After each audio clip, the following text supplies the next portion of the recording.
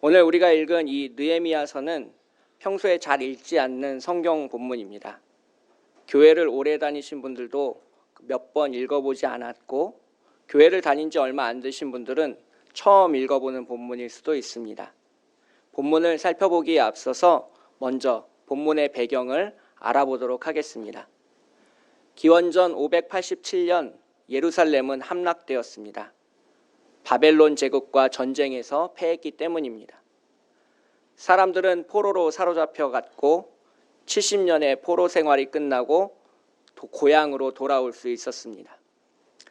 오늘 본문을 읽으면서 1950년대 한국 전쟁을 경험해 보신 분들은 전쟁이 끝나고 고향으로 돌아간다는 것이 어떤 것인지를 저보다 더 잘 아시리라고 생각됩니다. 말 그대로 폐허뿐이었습니다. 풀 한 포기도 남아있지 않고 삶의 터전은 다 무너진 상황이었습니다. 사람들은 그런 상황 가운데서도 포기하지 않고 힘을 내어 예루살렘을 다시 일으켜 세우기 위해서 노력했습니다. 먼저는 스룹바벨과 예수아가 성전을 다시 세웠습니다. 무너진 번제단을 다시 세우고 그곳에서 예배를 드리기 시작했습니다. 하지만 쉽지 않은 일이었습니다. 공사가 중단되었다가 다시 진행되기를 여러 번 반복했습니다.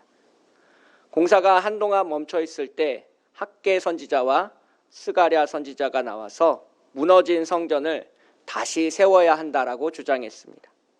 이런 내용이 구약 성경 마지막 부분에 있는 학개서, 스가랴서에 담겨 있습니다. 성전을 어렵게 다시 지었지만 삶의 형편은 하나도 나아지지 않았습니다. 가난하고 먹을 것이 없이 힘겹게 오늘을 살아갔습니다. 그러한 삶의 지점에서 우리는 그런 생각을 하게 됩니다. 힘들게 고향으로 돌아와 예루살렘에서 하나님을 위한 성전을 다시 세웠으면 하나님이 그들을 축복해 주셔야 되는 거 아니냐라는 생각입니다. 하나님이 그렇게 수고하고 힘들게 번제단을 다시 세우고 성전을 다시 세운 그들에게 짠하고 뭔가 기적을, 놀라운 일들을 보여주셔야 되는 거 아니냐라고 생각할 수도 있습니다. 그러나 이 예루살렘 성전을 지은 이들이 믿음을 가지고 행했던 것은 아니라는 것을 알 수 있습니다. 그리고 믿음이 없는 사람에게 기적은 단순히 무의미할 수도 있습니다.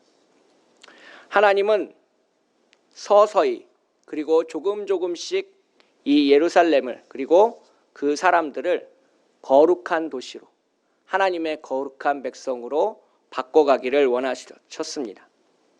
예루살렘의 성전이 세워지고 나서 두 번째로 해야 될 일은 성벽을 보수하는 일이었습니다. 사람들은 성전을 힘겹게 세우고 나서는 성벽을 다시 세울 힘이 없었습니다. 입에 풀칠을 해야 했고 자기 가족을 지키기에도 벅찼기 때문입니다. 이런 딱한 사정을 듣고 마음이 움직인 사람이 있습니다. 바로 느헤미야입니다. 그는 바벨론의 포로로 사로잡혀 갔던 포로의 2세대입니다. 바벨론에서 태어났고 페르시아 제국의 공무원으로 일하고 있습니다. 오늘날로 치면 미국으로 이민을 떠나 정착한 한인 2세대라고 생각하시면 좋을 것 같습니다. 그의 직업은 왕에게 포도주를 선사하는 것이었습니다. 왕에게 포도주를 드리는 사람을 별것 아닌 것처럼 생각할 수도 있지만 당시에는 그렇지 않았습니다. 예전의 왕들은 자신을 누군가 독살할지도 모른다는 두려움 가운데서 살았습니다. 그래서 그런 위험으로부터 자신을 지켜야만 했는데요. 조선시대에도 임금이 식사하기 전에 은수저를 대어서 음식에 독이 있는지 없는지 알아보는 사람이 있었습니다. 술처럼 독을 타기 쉬운 음식은 세상에 없습니다. 그래서 자신이 절대적으로 신뢰하는 사람이 아니면 술 맡은 관원이 될 수 없습니다. 왕이 술을 마실 때 옆에서 말벗이 되어줄 수도 있고 왕의 고민을 들어줄 수도 있는 그런 자리가 술 맡은 관원의 자리였습니다. 그래서 느헤미야는 만약 자신이 그것을 원했다면 자신의 평생의 삶을 왕의 곁에서 평안하게 보낼 수 있는 사람이었습니다. 모든 부귀 영화를 누리면서 왕의 말벗이 되면서 자기가 원하는 것들을 다 가질 수 있는 사람이 느헤미야였습니다. 그런데 느헤미야는 자신이 가졌던 그리고 자신이 누렸던 모든 부귀 영화와 영광을 버리고 많은 사람들이 가려고 하지 않는 그 예루살렘으로 가게 되었습니다. 그래서 우리는 여기서 이 느헤미야라는 사람에 대해서 알아볼 필요가 있습니다. 느헤미야라는 이름의 뜻은 하나님께서 위로하셨다라는 뜻을 가지고 있습니다. 이 느헤미야라는 한 사람을 통해서 예루살렘에서 힘들게 오늘을 살아가고 있는 수많은 사람들에게 하나님의 위로가 더하여졌다라는 것을 의미하고 있습니다. 느헤미야가 예루살렘에 가서 일으켰던 일들은 쉽지 않은 일이었습니다. 예루살렘에 성벽을 세우는 일이었고 많은 사람들이 방해하는 일이었고 힘들게 자신의 시간과 노력을 그곳에 투자하려고 하지 않는 그러한 일이었습니다. 그런데 이 느헤미야서를 읽으면 한 사람을 통하여 하나님이 공동체를 어떻게 변화시키고 또 이 세상 가운데서 펼칠 수 없는 놀라운 일들을 해낼 수 있는지를 이야기하고 있습니다. 바로 주님께 선택된 아주의 소수의 사람들만이 해낼 수 있는 그러한 일이 있다라는 것을 이야기하고 있습니다. 그리고 오늘날 한국교회에는 이러한 느헤미야가 필요하다는 것을 이야기하고 있습니다. 무너진 성벽을 다시 세우는 사람, 자신이 누릴 수 있는 모든 부귀 영화와 영광을 다 버리고 아무도 가려고 하지 않는 그 예루살렘으로 도착해서 하나님의 도시 예루살렘을 다시 건설하려고 노력하는 사람. 오늘 한국교회에 필요한 사람은 그러한 사람이라는 것을 이야기하고 있습니다. 이 느헤미야는 그럼 어떤 사람이었을까요? 첫째, 자신의 이웃을 매우 아끼는 사람이었습니다. 그는 앞만 보고 달려가면서 자신의 성공만을 위해서 최선을 다하는 그런 사람은 아니었습니다. 그는 주변을 살피고 신경 쓰고 그리고 그들을 위해 마음 아파할 줄 아는 그러한 연민의 사람이었습니다. 느헤미야 1장 2절 3절을 보시면 그런 느헤미야의 성품이 아주 잘 나와 있습니다. 느헤미야 1장 2절 3절을 제가 잠깐 읽어보도록 하겠습니다. 내 형제들 가운데 하나인 하나니가 두어 사람과 함께 유다에서 내게 이르렀기로 내가 그 사로잡힘을 면하고 남아있는 유다와 예루살렘 사람들의 형편을 물은즉 그들이 내게 이르되 사로잡힘을 면하고 남아있는 자들이 그 지방 거기에서 큰 환난을 당하고 능욕을 받으며 예루살렘 성은 허물어지고 성문들은 불탔다 하는지라 라고 기록하고 있습니다. 멀리 떨어져 있는 자신의 고향 예루살렘 사람들이 어떻게 살아가고 있는지를 궁금해하고 자신에게 다가왔던 친구 하나니가 왔을 때 그 고향의 소식을 물을 수 있는 사람이 바로 느헤미야였습니다. 자신이 유대인이 아니라고 말할 수도 있었습니다. 자신의 성공만을 위한다면 이 느헤미야는 철저하게 그 제국을 위하는 사람으로 페르시아 사람으로 오늘을 살아갈 수도 있었습니다.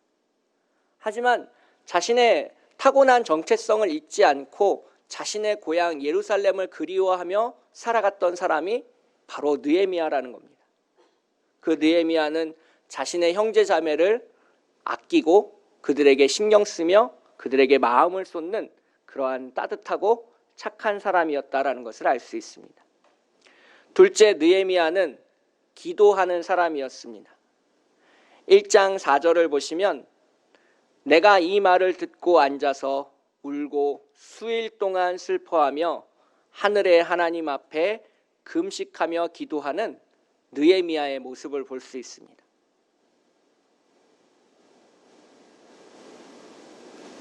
금식 기도가 쉽지 않습니다. 3일만 금식해보면 하늘이 노랗고 이 세상의 모든 음식에 군침을 흘리게 되는 나의 초라한 모습을 바라볼 수 있습니다.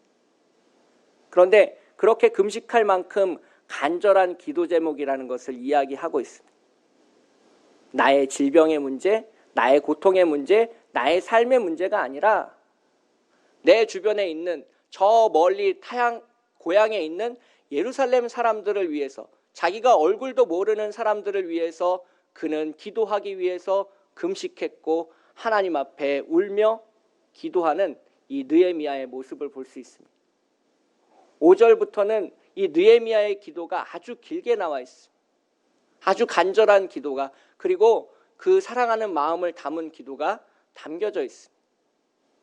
느헤미야는 하나님 앞에 절실하게 기도하는 사람이었고 자기 자신을 위해서가 아니라 나는 얼굴도 모르는 누군가를 위해서 기도하는 사람이었다라는 겁니다. 오늘 본문을 읽으면서 우리는 그렇게 생각할 수 있습니다. 우리가 선교지에 나가서 선교할 수는 없지만 그 선교지에 나가 힘들게 고생하시는 많은 선교사님들을 위해서 중보기도 할 수는 있습니다.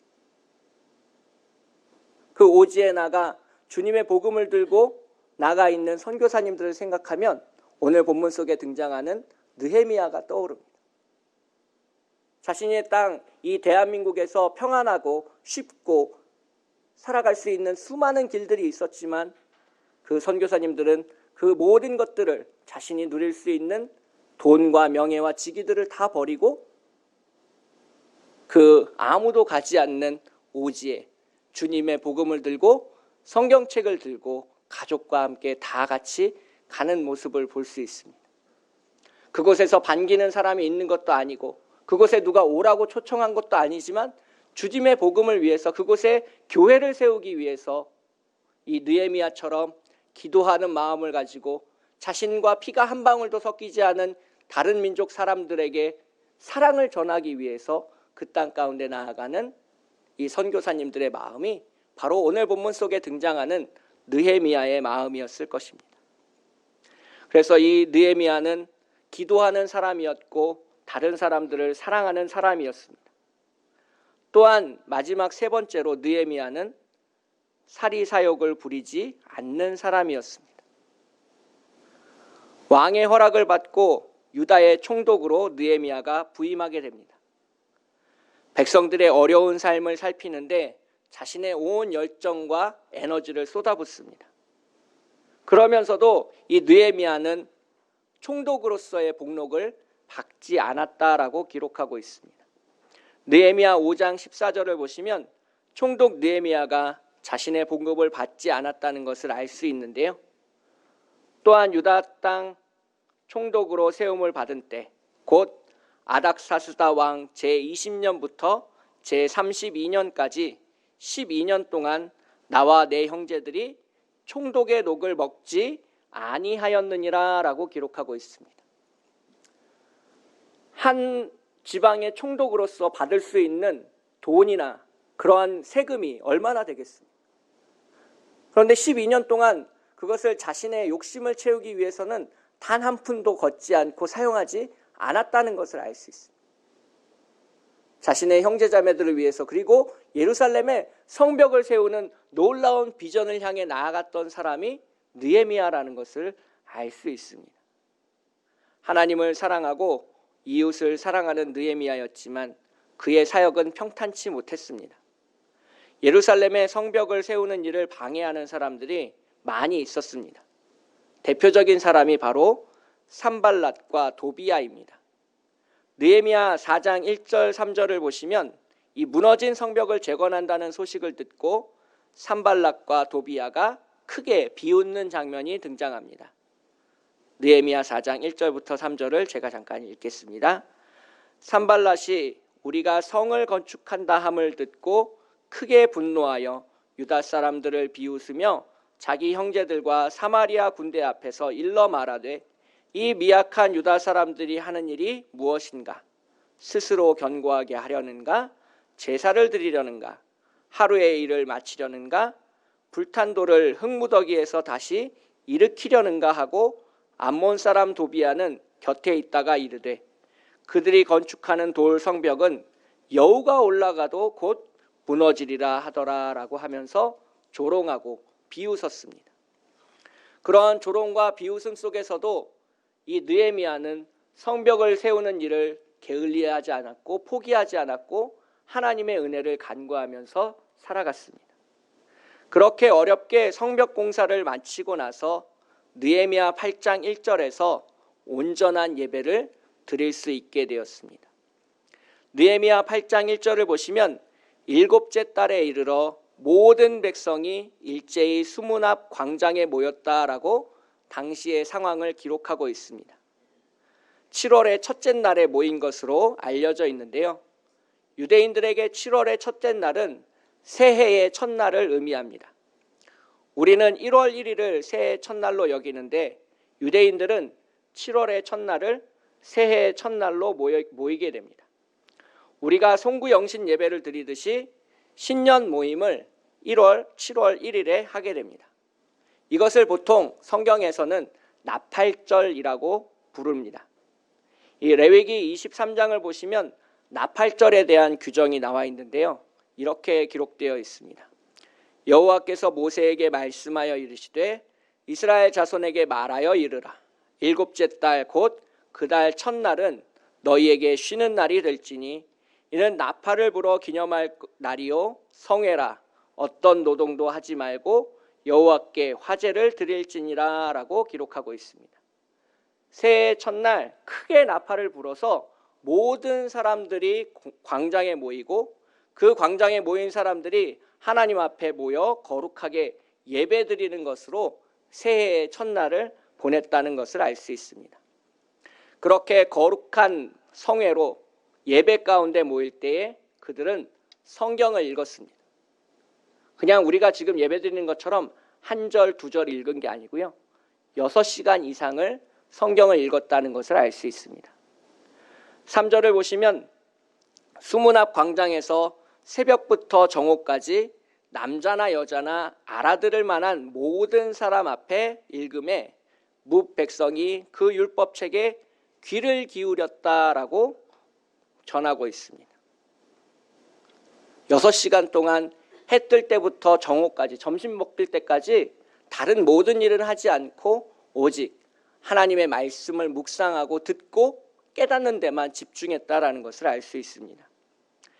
그때 당시 성경은 매우 귀중한 것이었습니다. 지금처럼 책에 기록된 것이 아니라 두루마리 양피지에 기록되어 있었는데요. 그 두루마리 하나의 값이 대략 1,000만 원에서 2,000만 원 정도 했습니다. 우리가 잘 알고 있는 이사야서를 두루마리로 기록하게 되면 7두루마리 정도가 필요한데요. 그래서 이사야서만 기록해서 보관을 해도 대략 7,000만 원 정도의 큰 금액이 들어가는 엄청나게 귀한 책이 바로 성경책이었습니다. 그래서 제사장이 아닌 사람들은 일주일에 한 번 회당에 방문했을 때 하나님의 말씀을 들을 수 있었고 또한 새해의 첫날 이렇게 6시간씩 집중 강론을 함으로써 하나님의 말씀을 들을 기회가 있었다라는 것입니다. 오늘 많은 사람들이 예배식 가운데 가장 중요한 시간을 설교 시간이라고 생각하게 됩니다. 예배 가운데 늦게 오시는 분들도 꽤 많은데 늦게 오시는 분들도 설교 시간 이전에는 교회에 도착하려고 많이들 노력하십니다. 그런데 오늘 본문을 잘 읽어보시면 예배 가운데 가장 중요한 시간은 설교 시간이 아니라 성경을 봉독하는 시간이라는 것을 알 수 있습니다. 5절을 보시면 하나님의 말씀을 듣기 위해서 자리에 앉았던 사람들이 일어나는 것을 볼 수 있습니다. 에스라가 모든 백성 위에 서서 그들의 목전에 책을 펴니 책을 펼 때에 모든 백성이 일어서니라 라고 기록하고 있습니다. 자리에 앉아서 평안하게 영화를 관람하듯이 하나님의 말씀을 들은 것이 아니라 그 말씀이 나에게 명령하는 그리고 나를 다시 일으켜 세우는 말씀이라는 그러한 생각을 가지고 하나님 말씀 앞에 거룩하게 함께 일어섰다라는 것을 알 수 있습니다. 그만큼 하나님의 말씀을 귀하게 여겼고 귀한 태도로 받아들였다는 것을 알 수 있는데요. 오늘날 많은 사람들이 성경을 읽는 모습과 대조적으로 보여지고 있습니다. 일주일 내내 어디 한쪽 구석에 방치되어 있던 성경을 손에 집어들고 먼지를 툭툭 털고 예배당에 오시는 분들도 꽤 있습니다. 그리고 심지어는 교회에 비치되어 있는 성경을 믿고 빈손으로 예배 오는 분들도 상당수 있습니다. 그런데 제가 어릴 때 이 성경은 매우 귀한 것이었습니다. 제가 초등학교 6학년 때 초등학교를 졸업하면서 교회에서 선물로 성경을 처음 받았었는데요. 부모님이 믿지 않는 가정에서는 성경을 살 수 없어서 교회에서 선물로 그렇게 성경을 주기도 했습니다. 그렇게 선물로 받은 성경을 늘 가슴에 품고 예배당에 나갈 때마다 들고 가서 하나님의 말씀을 밑줄 치고 주님이 나에게 하신 말씀이라고 생각되는 부분들은 형광펜을 따로 사서 칠하기도 했습니다. 그런데 오늘날 한국교회 가운데는 이렇게 성경을 귀하고 또한 그 말씀이 우리 마음속에 새겨질 것이다 라는 믿음이 점점 사라지고 있는 것은 아닌지 안타까울 때도 꽤 많이 있습니다. 오늘 본문 6절을 보시면 그렇게 하나님의 말씀 앞에 선 예배자의 자세를 이렇게 묘사하고 있습니다. 모든 백성이 손을 들고 아멘 아멘 하고 응답하고 몸을 굽혀 얼굴을 땅에 대고 여호와께 경배하니라. 새해가 되면 부모님께 큰절을 하지요. 그렇게 새해가 되어 부모님께 큰절을 하듯이 하나님을 향해서 얼굴을 땅에 대고 무릎을 꿇고 경배하는 사람들의 모습을 볼 수 있습니다. 진짜 예배는 평안하게 영화를 관람하듯 우리에게 다가오는 예배가 아니라 우리가 온몸으로 그것을 표현하고 드러내고 주님 앞에 무릎 꿇는 그러한 예배라는 것을 이야기해주고 있습니다. 이 무릎 꿇는다는 것은 하나님의 말씀을 향한 전적인 순종을 의미하게 됩니다. 무엇이든 내게 말씀하옵소서. 내가 당신의 말씀 앞에 무릎 꿇고 오늘을 살아가겠습니다 라고 말하는 것이 이 아멘 아멘 하면서 주님 앞에 무릎을 꿇고 얼굴을 땅에 대는 그러한 예배의 행동이었습니다. 내가 어찌 죄인으로서 당신의 말씀 앞에 얼굴을 들 수 있겠습니까? 내가 살아온 삶을 바라보면 주님을 똑바로 쳐다보기엔 너무나도 부끄럽고 죄가 많아 당신을 온전히 바라볼 수 없습니다라는 고백이 이 무릎을 꿇고 땅에 엎드려 이마를 땅에 찢는 그러한 예배의 행동으로 나타나고 있다는 겁니다. 그렇게 무릎을 꿇고 머리를 조아리고 주님 앞에 이렇게 기도하겠죠. 우리는 죄인이니 얼굴을 들 수가 없습니다. 나에게는 당신의 은혜와 사랑이 간절하게 필요합니다. 우리를 용서하여 주시고 우리를 죄에서 구원하여 주시고 하나님 아버지 우리가 살면서 지은 수많은 잘못들을 다 모르는 척 잊어주시옵소서. 그렇게 온몸으로 표현하는 경배는 삶으로 드러나는 회개입니다. 그렇게 회개 가운데 나아갈 때에 하나님의 놀라우신 은혜와 사랑을 우리는 경험하게 됩니다. 오늘 본문 8절을 보시면 하나님의 율법책을 낭독하고 그 뜻을 깨닫게 하며 백성에게 그 낭독하는 것을 다 깨닫게 하니 백성이 율법의 말씀을 듣고 다 우는지라 라고 기록하고 있습니다. 그때 당시에는 이 레위 사람들이 중간중간에 서서 마이크가 없었기 때문에 저 강단에서 하는 말들을 다시 선포하는 그러한 역할을 담당했습니다. 주님이 우리에게 이렇게 말씀하신다라고 레위 사람들이 우리 곁에 강단 위에서가 아니라 우리의 삶의 곁에 그 자리에서 친절하게 이야기해 주었습니다. 알아들을 때까지, 깨달을 때까지 다시 말하고 다시 이야기하고 주님의 복음을 선포했습니다. 오늘 본문 가운데 보시면 예외는 한 사람도 없습니다. 모든 사람들이, 전부의 사람들이 울었다라는 것을 기록하고 있습니다. 왜 울었습니까? 우리가 주님의 말씀을 몰랐구나. 내가 하나님의 말씀을 모른 채 오늘을 살아갔구나. 성경에 기록되어 있는 그 죄인이 바로 나이구나. 주님의 용서가 필요한 사람이 바로 나이구나 라는 것을 깨닫고 모든 사람들이 눈물을 흘렸습니다.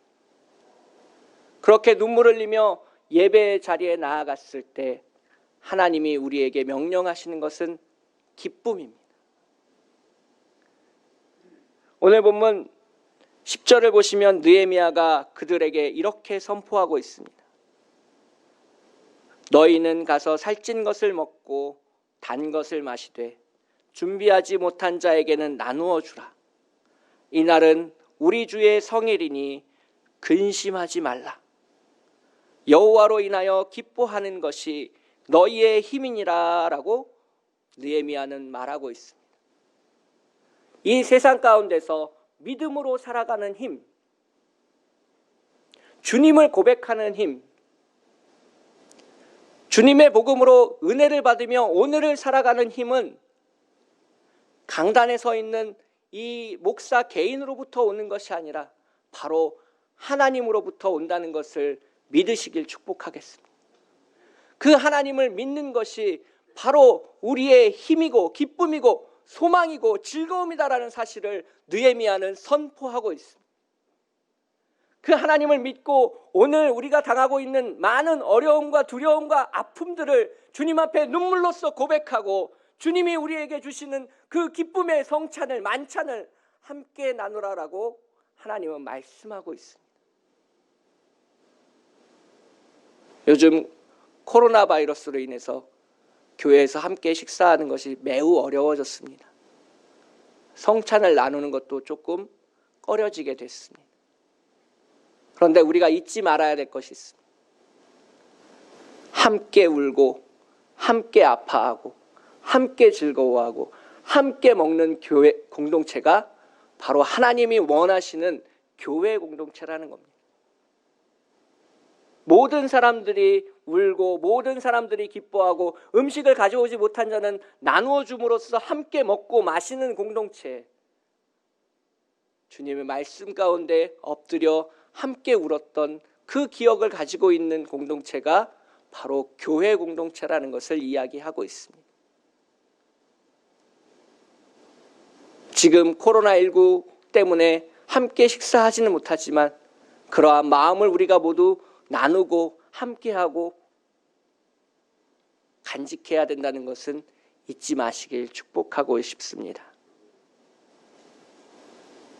오늘은 주님이 우리의 죄를 용서하여 주신 거룩한 날이기 때문입니다.